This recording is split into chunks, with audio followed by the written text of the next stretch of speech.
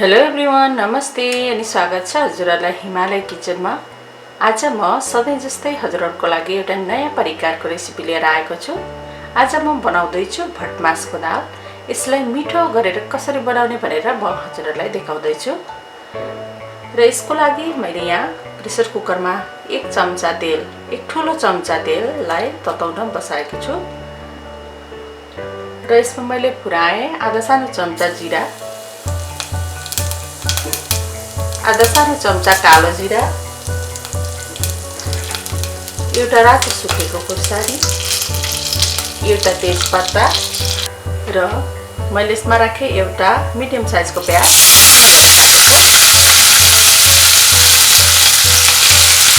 प्याजलाई 2 minute fry गरौँ।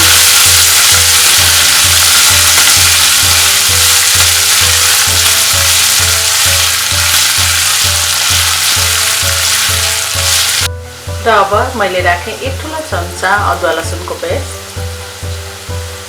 एक सानो चम्चा जति बटर या घिउ पनि राख्न सकिन्छ यसमा।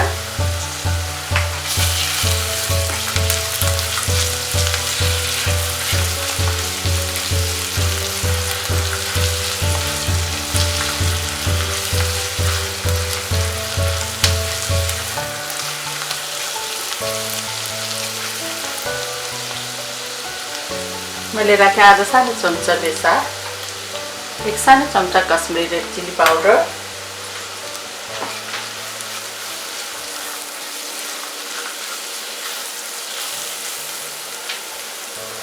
मैले यसमा राखे दुईटा मिडियम साइजको टमाटर काटेको मसिनो गरेर।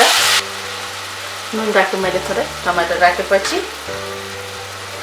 अब यसलाई मिक्स गर्दिए।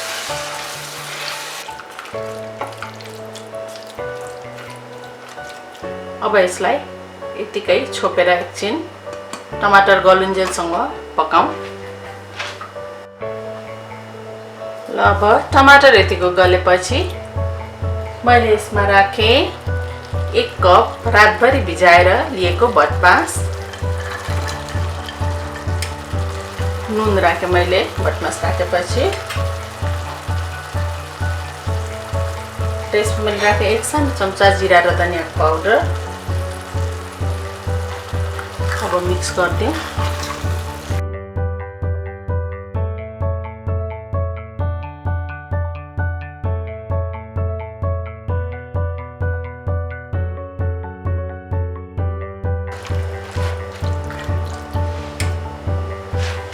र यसमा मैले राखे 2 कप जति पानी।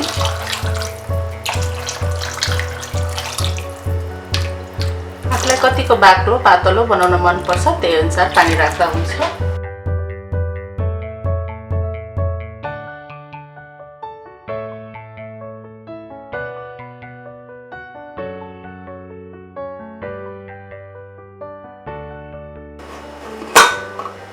अब यसलाई चाहिँ यो बिर्को लगाएर यसमा 5 सिटी लगाउने।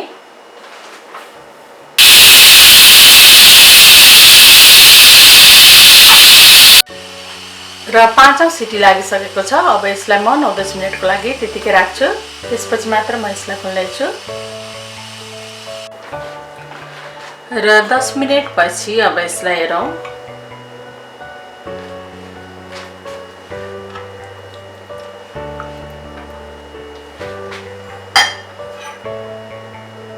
यसमा मैले राखे अब 1/4 चम्चा गरम मसला पाउडर, धनियाको पत्ताहरू।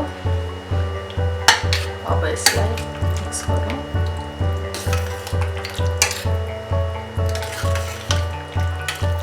यसलाई चाहिँ अब यसरी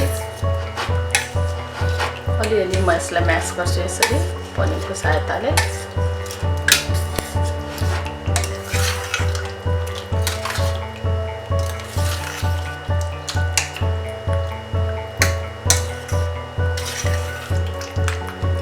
यसलाई अब यतिकै 1-2 मिनेट जति पकाऊ।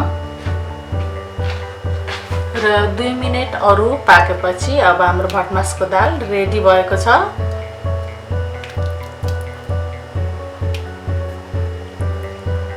ठिक्कको पाकेको छ।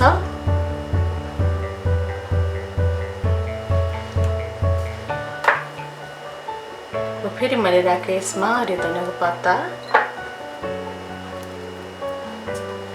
चलाइदिउँ।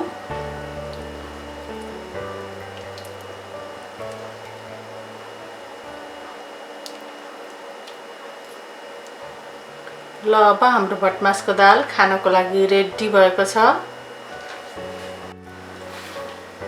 ल अब भटमासको दाल अब सर्भ गर्नको लागि रेडी भएको छ।